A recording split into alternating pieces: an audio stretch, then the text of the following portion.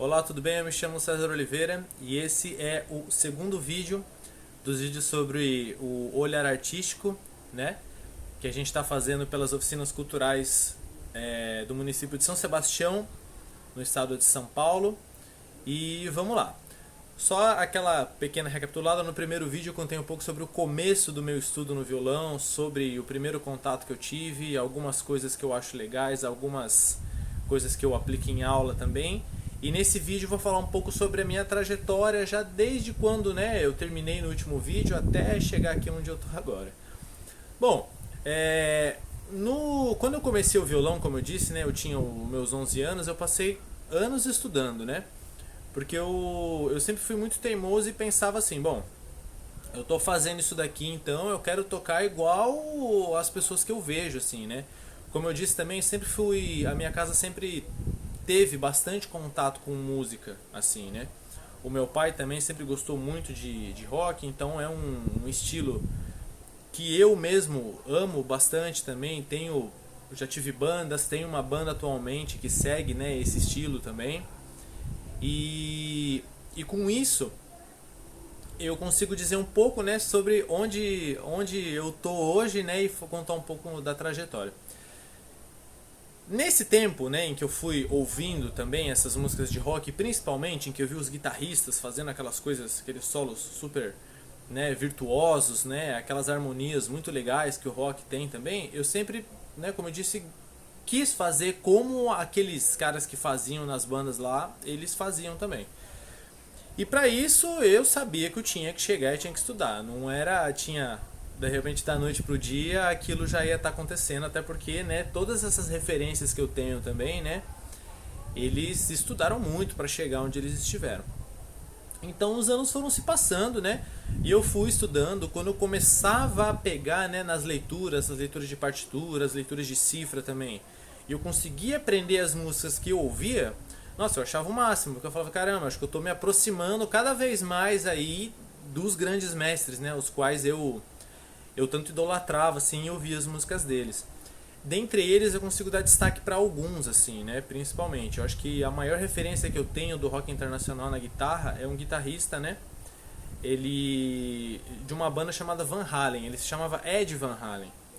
E ele tinha um jeito, uma linguagem de tocar única. Todo mundo que ouve, né, os solos, ouve mesmo a parte de harmonia mesmo do Van Halen tocando assim, é muito fácil conseguir reconhecer que é ele que está tocando a guitarra. E ele, acho que na parte da guitarra é a maior referência que eu tive.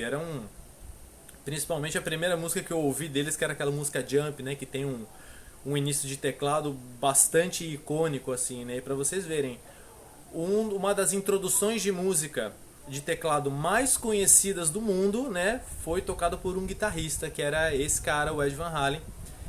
E ele, assim, a partir dele, dessa primeira música que eu escutei e eu vi o solo de guitarra que ele faz nessa música, eu achei aquilo tudo o máximo e queria fazer igual, né?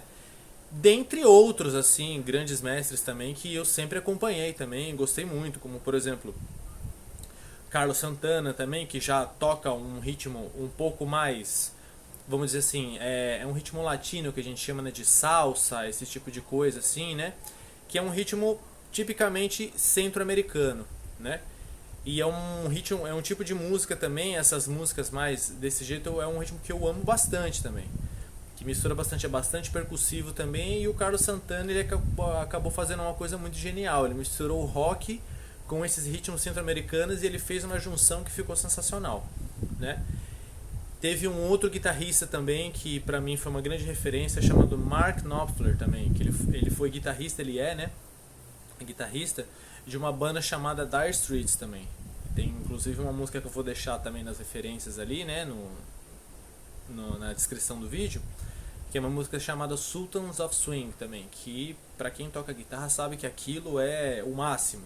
Ritmicamente falando, harmonicamente falando também, a parte que ele faz, ele é um guitarrista, né, inclusive, quem toca guitarra sabe que a maior parte das coisas, do tempo em que a gente toca guitarra, a gente toca com um instrumento chamado palheta, né, e ele não tocava com palheta, ele fazia tudo aquilo que ele fazia sem palheta e aquilo tudo era muito impressionante, né. Tinha guitarristas assim que de técnicas absurdas na época, mas que tudo que eles faziam, eles usavam da palheta. Tirava a palheta deles já complicava um pouco, né, a situação. Então foi isso, durante muitos anos eu estive estudando, né, e pegando essas referências e vendo as linguagens e aprendendo a tocar as músicas que eu ouvia bastante, né, nessa época. Então o tempo foi passando e as coisas foram acontecendo. Aí quando eu completei meus 14, 15 anos de idade mais ou menos, eu tive minha primeira banda, uma banda de rock, né? Eu tocava guitarra nessa banda também. E desde lá eu já chegava e já me sentia principalmente nessa época de adolescente, me sentia um rockstar, né? Eu tava lá com uma guitarra e tava tocando com os amigos e era o máximo. E a trajetória foi acontecendo. Desde essa primeira banda que eu tive com 14, 15 anos, a trajetória foi se colocando assim, né? Entre outras bandas de outros estilos também que eu tive, né? E sempre também olhando, tocando guitarra, né? E sempre também voltando pro violão, né? Que quem toca guitarra e toca violão sabe que os dois são quase a mesma coisa, porém a gente tem técnicas diferentes para os dois instrumentos. E sempre olhando bastante pro violão também, e voltando naquele estilo que eu falei no primeiro vídeo sobre o flamenco, e sempre, né, treinando bastante os movimentos de mão direita, os movimentos de mão esquerda também. E eu lembro que numa época, inclusive, eu parei os meus estudos de guitarra e continuei os meus estudos de violão, inclusive, né? Dentre eles, assim, em todo esse tempo, né, que eu tenho tocando guitarra, tocando violão, foram vários mestres que tiveram presentes no meu conhecimento também. Teve alguns que eu fazia aula por correspondência também, por exemplo, que foi o Vander Tafo também, de São Paulo. Aqui também no Litoral Norte, cheguei a fazer aula com o Luiz Eduardo Souza também, que é um grande nome também aqui no Litoral Norte do blues também, do jazz.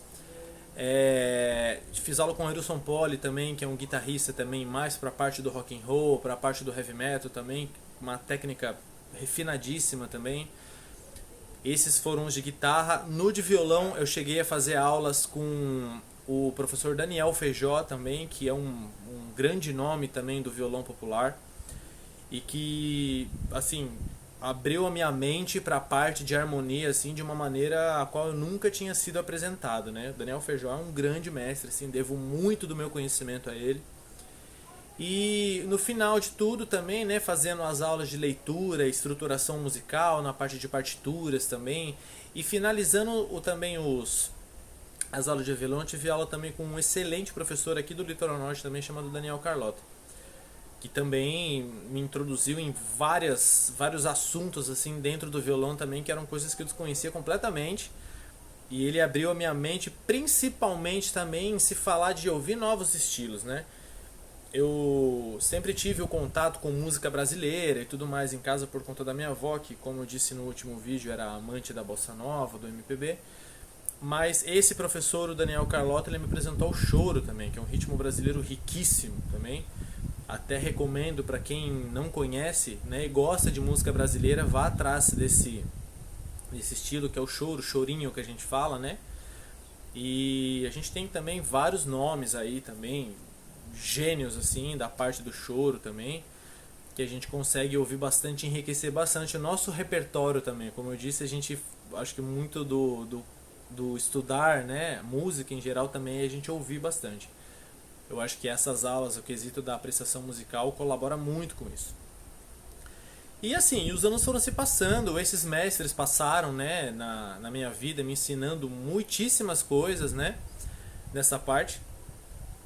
E aí, em todo esse tempo, né, estudando violão, estudando guitarra também, aí em certo momento da minha vida, lá por mais ou menos 2014, mais ou menos, me apareceu, né, uma oportunidade de chegar e fazer uma substituição, né, a gente chama no mundo musical, a gente fazer um sub, que a gente fala, né, de um baixista, fazer um trabalho de contrabaixo, né, em uma banda que precisou, o baixista acabou tendo um contratempo na época e eu conhecia, né, os meninos da banda e eles me chamaram para fazer essa substituição e ali eu fui. E acabei gostando tanto de fazer esse trabalho com contrabaixo que hoje em dia também eu consigo dizer que é um instrumento primário para mim assim também. Eu desenvolvo muitos trabalhos com contrabaixo elétrico, né? Aqui não sei se dá para ver, ele está aqui atrás, aqui ó, né? Em algum lugar. Mas E hoje em dia até, né, boa parte dos trabalhos que eu desenvolvo aqui no Litoral Norte, né, com tudo, com bandas e tudo mais, é tocando contrabaixo, né? Que é um instrumento que assim, ele é de cordas, da família das cordas, assim, parecido, né, com o violão. Então muita coisa pra mim ali acabou sendo um pouco mais simples de conseguir aprender passando pro contrabaixo. Logicamente que o contrabaixo existem técnicas específicas, né, do instrumento, depois eu me aprimorei com isso também. Mas, assim, a parte da base, mais ou menos, era bastante parecida com o violão, com a guitarra, então deu pra conseguir desenvolver o trabalho de boa maneira também. E aí, mais ou menos perto do mesmo ano, 2014, chegando em 2015 mais ou menos, um grande amigo meu, um parceiro de anos também, musicalmente falando aí, da vida também, que foi o Rafael Tavares, ele me mostrou o contrabaixo acústico, aquele grandão mesmo que a gente toca assim, do clássico também, e eu acabei me encontrando ali também, desenvolvendo alguns trabalhos com isso, né? Tocando em casamentos, em eventos beneficentes, eventos fechados também. E foi um instrumento que o contrabaixo, o violão e a guitarra acabaram me ajudando bastante em conseguir desenvolver ele de maneira legal também. Então foi isso, né? Lá de 2011 mais ou menos pra cá, tudo isso foi acontecendo assim, né? Até algumas coisas a gente vai contando mais rapidamente assim, que senão a gente vai ter vídeo aí pra meia hora de vídeo pra mais aí, né? Então é isso, a trajetória acabou, é meio baseada, né, resumidamente, conseguindo falar da trajetória mais ou menos desse jeito. E é isso. Aí para esse vídeo, né, deixo esse conteúdo que eu passei para vocês até aqui mesmo. Espero que vocês consigam aí e gostem, né, consigam trazer alguma coisa também para vocês aí de satisfatório, que enriqueça também. Vou deixar, né, alguns links aí de músicas e tudo mais, né, de estilos aí que eu comentei aqui também nos 3 vídeos que a gente vai estar fazendo, tá bom? E é isso. Desejo um ótimo dia a todos e muito obrigado.